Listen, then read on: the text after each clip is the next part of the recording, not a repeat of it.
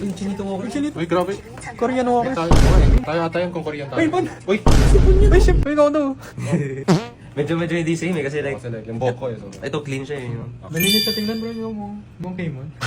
Parang hindi pa kasi ako nagsishave. Ito na wanna look like him, bro. May chance ba? Kaya. Ito kailangan niyo. Uy, Uy! Gillette Mac 3. So, sinasabi mo pag shave, di ba kamukha niya? Oo nga, like, yun yung sinasabi. Medyo kamukha na nga niya, medyo like Tara, yung makeover natin, makeover. Tara, let's shave nga, bro. Makeover natin si Bon.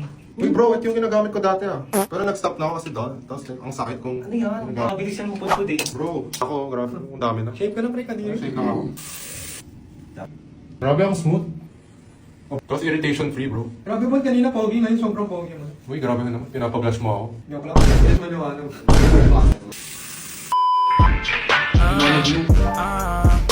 Grabe, sobrang smooth na yung skin ko, man. Comment down below guys kung Park Bon Chino. Kung pwede na ako maging Korean actor, guys. Ano kasi yun? Hey, parang hindi na.